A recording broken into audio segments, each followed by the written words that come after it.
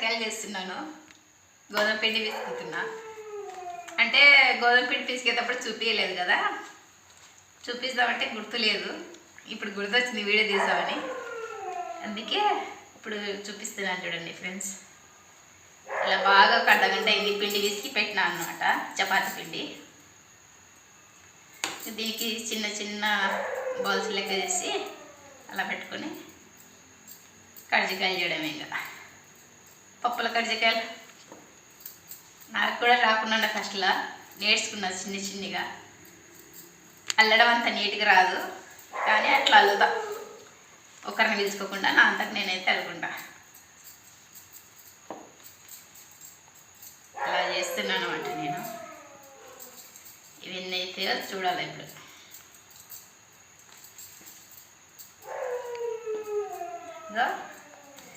ఇది ఇంకా చాలా వచ్చింది. ఇట్లా చేసేస్తున్నా చూడండి.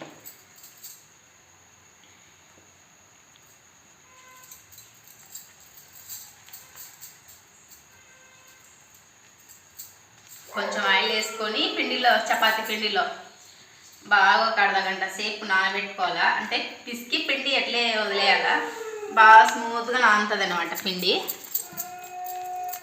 పూరీలు అనేది మనం కర్జికాయ అనేది బాగా తినేటప్పుడు స్మూత్గా ఉంటుంది పూరీ. దాన్ని కర్జికాయ అనేది బాగా గట్టి ఉండదు అన్నమాట. అలా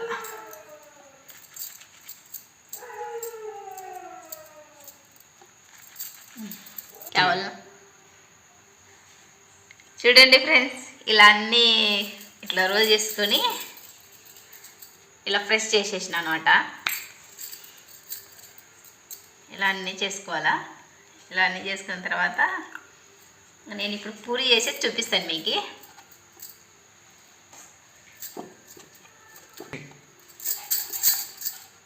ఇలా చిన్న చిన్న రేకులు చేసుకొని, ఏమంటారు చపాతీ రేకు అంటాం మేమైతే. అంటే మనం పూరి కొట్టుకుంటాం కదా, అలా జల్దీ జల్దీ చేయడంలో అతుక్కుపోయింది. దానికి ఏం కాదు.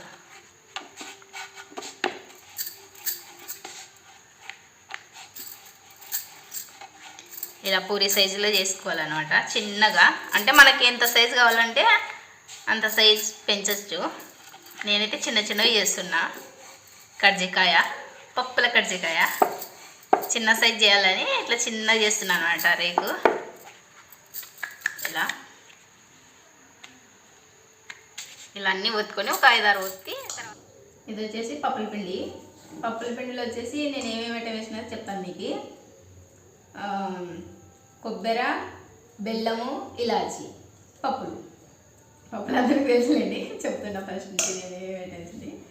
ఇట్లా పప్పుల పిండిలో మిక్సీకి వేసేసి ఇట్లా కర్జికాయలు చేస్తున్నాను అనమాట. నాకు ఫస్ట్లో కర్జికాయలు చేసేది రాకుండా నేర్చుకున్నాను నేను కూడా నిదానంగా. మా చెల్లెలు బాగా చేస్తుంది, తర్వాత మా అక్క, మా అమ్మ బాగా వెళ్తారనమాట.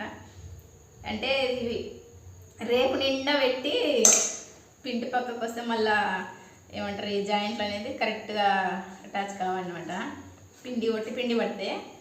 అందుకని నేను పిండి దండిగా పోయకుండా కొంచెం కొంచెం పోస్తున్నాను ఫ్రెండ్స్. చూడండి, సరిగ్గా రాలేదు, ఇంకోటి చూపిస్తాను మీకు.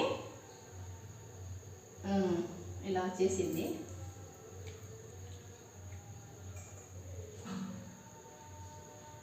ఇలా స్పూన్తో ఈ పప్పుల పొడి పోసుకుంటా ఇట్లా ప్రెస్ చేయాలన్నమాట. ప్రెస్ చేస్తా బాగా నిండా పోస్తారనమాట.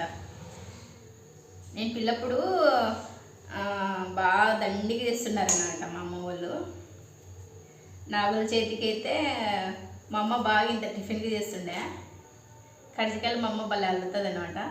తర్వాత మా అక్కకు బాగా వస్తుంది.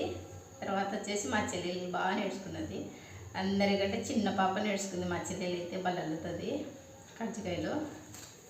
ఆ పాపకి బాగా వచ్చు. కానీ నా పెళ్ళి అయ్యేంత వరకు నాకు కర్జికాయలు అల్లేది రాకుండా ఉండే. ఈ మధ్య నేర్చుకున్నాను అనమాట నేను కూడా. నా లెక్క మీరు కూడా ఉంటారు కదా, ఇట్లా చేయనికి రాని వాళ్ళు కూడా ఈజీగా నేర్చుకోవచ్చు అనమాట. అంటే స్టార్టింగ్లో కొన్ని పోతుంటే చూడండి ఫ్రెండ్స్, ఏదో సమ్మతి చెప్తారు కదా, అట్లా కొన్ని పోతుంటాయి, పట్టించుకోకూడదు. మనం చేయాలా నేర్చుకోవాలని పట్టుదల ఉంటే ఎట్లయినా నేర్చుకోవచ్చు అనమాట. పట్టుదలగా ఇట్లా నేర్చుకుంటున్నాను నేనైతే. నేర్చుకున్నాలేండి అప్పటికైతే. అట్లనే కాదు, చూపిస్తున్నాం మీకు కూడా. రాని వాళ్ళు ఉంటారు కదా, అంటే ఏమంటారబ్బా తెలుగు, సారీ ఫ్రెండ్స్, తెలుగు నాకు ఆడాలా మర్చిపోతాను అనమాట. అంత నీట్గా రాదు నాకు తెలుగు, పట్టి వస్తుంది. అగా ఇలా చూడండి, ఈ కజ్జికాయలు వచ్చింది. ఫస్ట్ కజ్జికాయ అంత నీట్గా రాలేదు కదా, ఇది కొంచెం బెస్ట్ అనుకుంటున్నాను నేనైతే. ఇది ఎలా ఉంది మీరు కామెంట్లో పెట్టండి ఫ్రెండ్స్, సరేనా? ఇది రెండో కజ్జికాయ.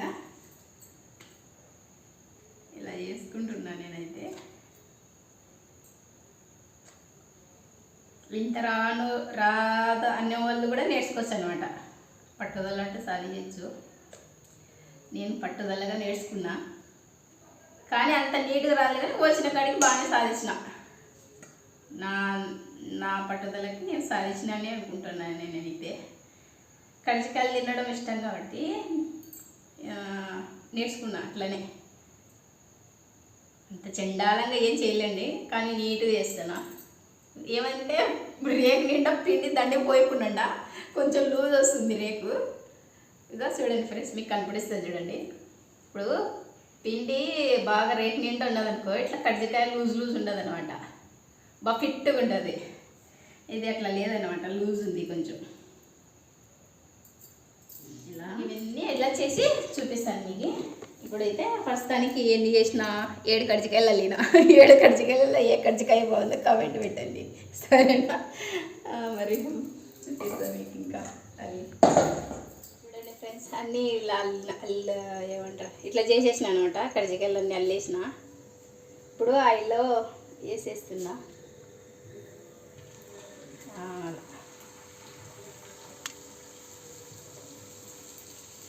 ఇలా ఒకటి ఆయిల్లో వదులుతున్నాను. మరి వస్తున్నాయి ఇవి.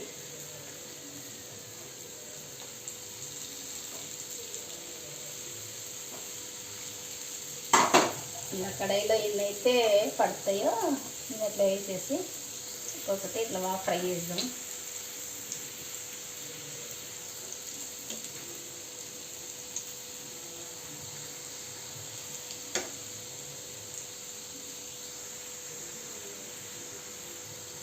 ఆయిల్ వేసుకున్నప్పుడు వేసేటప్పుడు చూసేసుకోండి. అలవాటు లేని వాళ్ళు ముందు జాగ్రత్త చెప్తున్నాను అనమాట. ఎక్స్పీరియన్స్ ఉన్న వాళ్ళకి చెప్పాల్సిన అవసరం లేదు, వాళ్ళు బాగా చేస్తారు. ఇంకా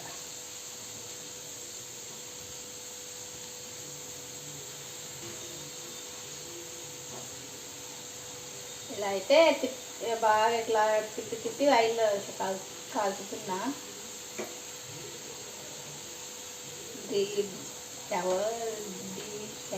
అది ఆకలి పెడుతుంది. ఇలా చేసేసిన అనమాట. ఇలా ఏదైతే బాగా గోల్డ్ కలర్ వచ్చిందో తీసేస్తున్నాను అనమాట.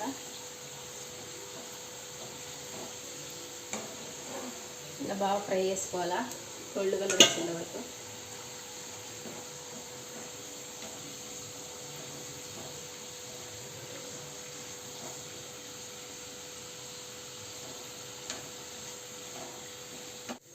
ఇది కూడా పగిలింటే దీనికి జాయిన్ చేసిన, కనపడిస్తుందా మీకు?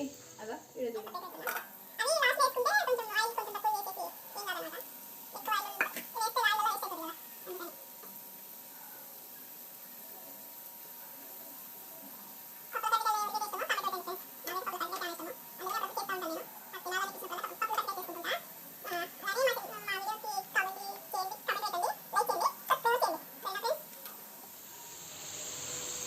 వచ్చేసినాయి.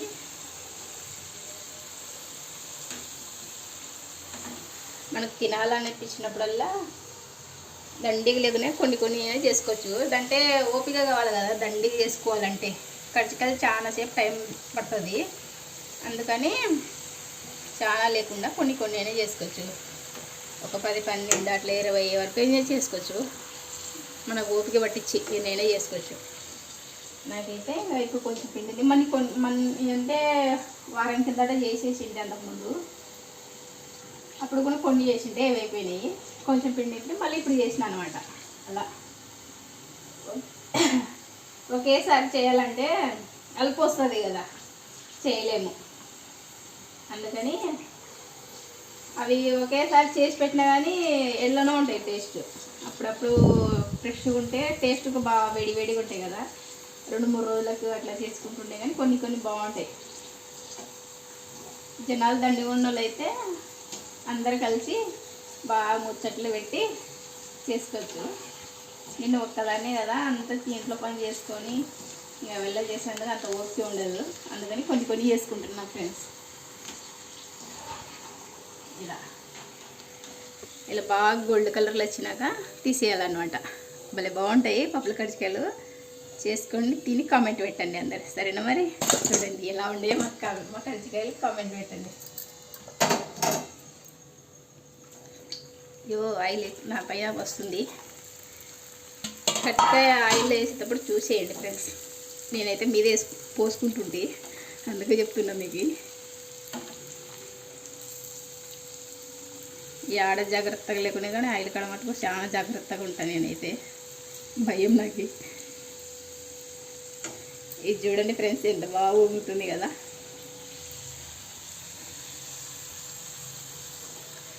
పిండి మనం అది చపాతీ పిండి విసుకుతాం కదా ఫ్రెండ్స్, అప్పుడు వచ్చేసి మన చపాతీ పిండిలో ఆయిల్ పోసి బాగా గంట సేపు నానబెట్టినాం. ఆ గంట అర్ధగంట అట్లా నానబెడితే మినిమం అర్ధగంట అన్నా నానబెట్టాలా. ఇంకా ఉండని ఒక అర్ధగంట, ఏ కష్టానికి గంట అయినా నానబెట్టుకుంటే ఇంకా బాగుంటుంది.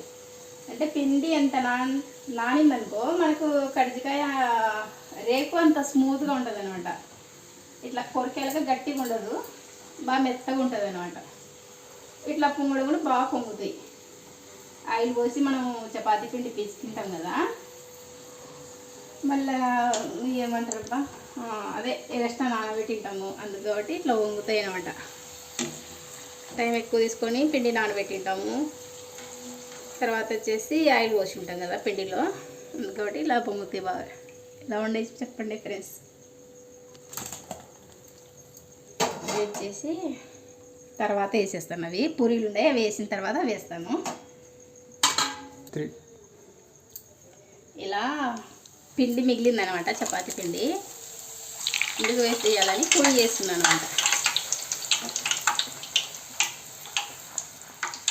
పూరి ఏదైనా కర్రీలు అయినా తినచ్చు, ప్రతి ఒక్క దాంట్లో తిని బాగుంటుంది కదా. నేనైతే చిక్కుడుకాయ విత్తనాల కర్రీ చేస్తున్నాను, దాంట్లోకి పూరి.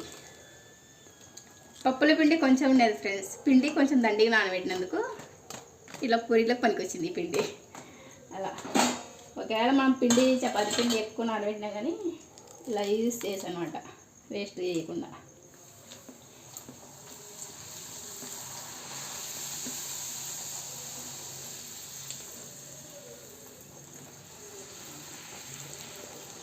పల్చగా చేసినా కానీ పూరి బాగా లావు వచ్చేసింది అనమాట. రేపు మందం చేయలా, పల్చగానే చేసిన, అయినా బాగా లావు వచ్చేసింది. పూరి బాగా పొంగింది అనమాట. అదో చూడండి ఇలా.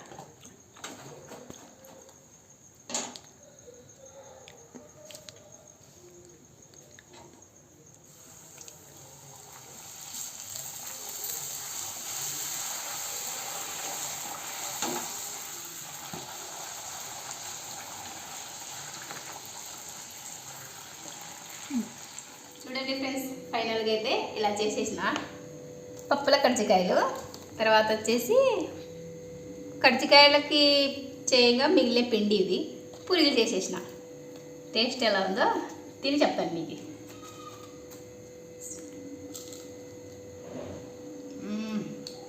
టేస్ట్ అయితే సూపర్గా ఉంది.